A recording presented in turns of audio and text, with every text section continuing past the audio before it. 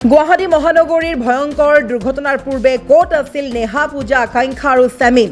গুৱাহাটীৰ শিহৰণকাৰী দুৰ্ঘটনাৰ চাঞ্চল্যকৰ তথ্য এক বিগ আপডেট আহি পৰিছে এই মুহূৰ্তত চিচিটিভি ফুটেজত বন্দী হৈছে সমগ্ৰ দৃশ্য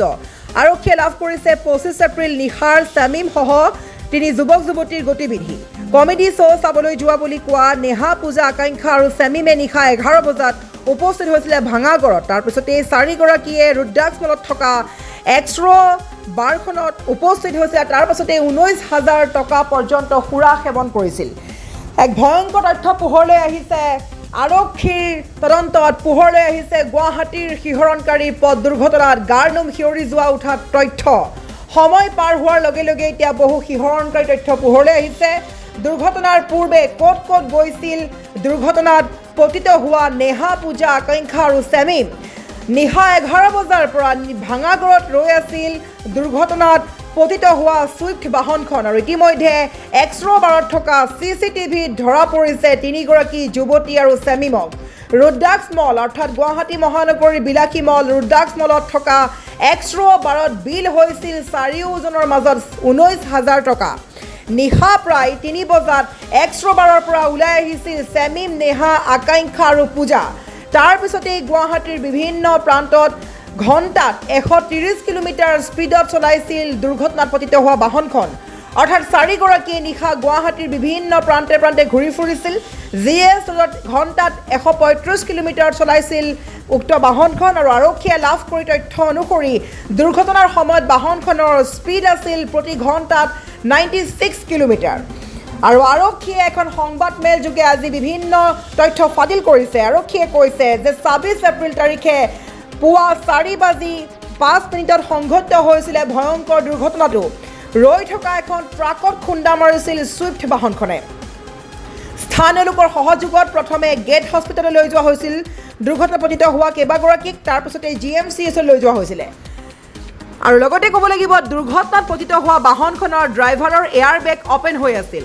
দুগৰাকী যুৱতীৰ ঘটনাস্থলীতে মৃত্যু হৈছিল আনগৰাকী যুৱতীৰ চিকিৎসাধীন অৱস্থাত মৃত্যু হৈছিল যুৱতী কেইগৰাকীৰ মৃত্যুৰ পিছতে আৰক্ষীয়ে পৰিয়ালৰ সৈতে যোগাযোগ কৰি আইন সম্পৰ্কীয় কাম কাজ কৰি পৰিয়ালক মৃতদেহ গতাই দিছিল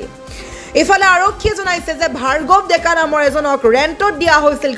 গাড়ীখন আকাশ দে নামৰ লোকজনৰ হাতত আছিলে আকাশ দে গাড়ীখন শামীমক দিছিল শামীমে গাড়ীৰ মালিকক বেলেগ এখন আই কাৰ্ড এখন দিছিল আৰু গাড়ীখনৰ GPS ট্ৰেক কৰি গাড়ীখন মহানগৰীৰ বিভিন্ন প্ৰান্তত ঘূৰি থকাৰ সম্ভেদ লাভ কৰিছে গতিকে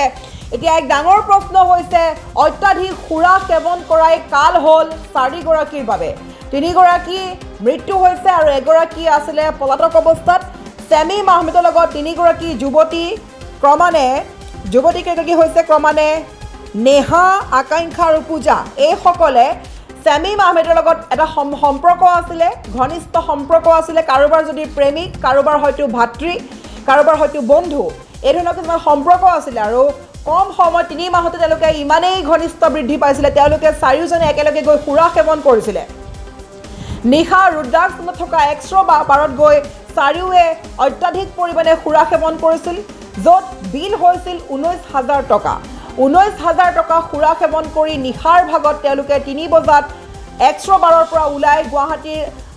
বিভিন্ন প্ৰান্তে প্ৰান্তে ঘূৰি ফুৰিছিল আৰু ঘণ্টাত 135 কিলোমিটাৰ বেগত গতিবেগ আছিল গাড়ীখনৰ আৰু সেই সময়তে পুৱা 4 বাজি যোৱাৰ পিছতেই 4:05 গেট হস্পিটেলৰ সন্মুখত 96 কিলোমিটাৰ বেগত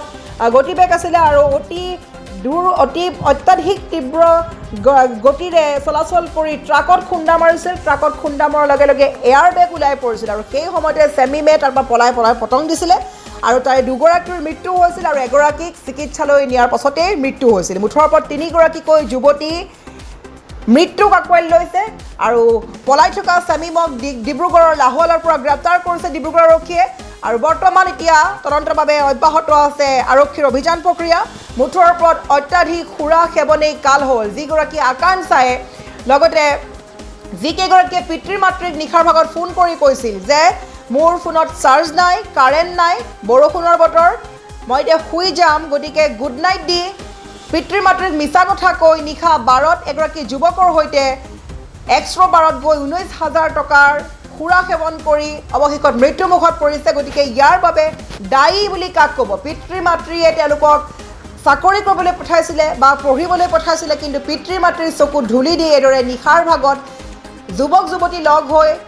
মদৰ নিচাত মাতাল হৈ বাৰত গৈ 19,000 টকা পৰ্যন্ত বিল উঠিছিল চাৰিওৰে মাজত, আৰু সেইগৰাকীকে মদ সেৱন কৰি আহি দুৰ্ঘটনাত পতিত হৈছিলে। তাৰ পাছতে এই মৃত্যুক আকোৱালি লৈছিলে তিনিগৰাকী যুৱতী, আৰু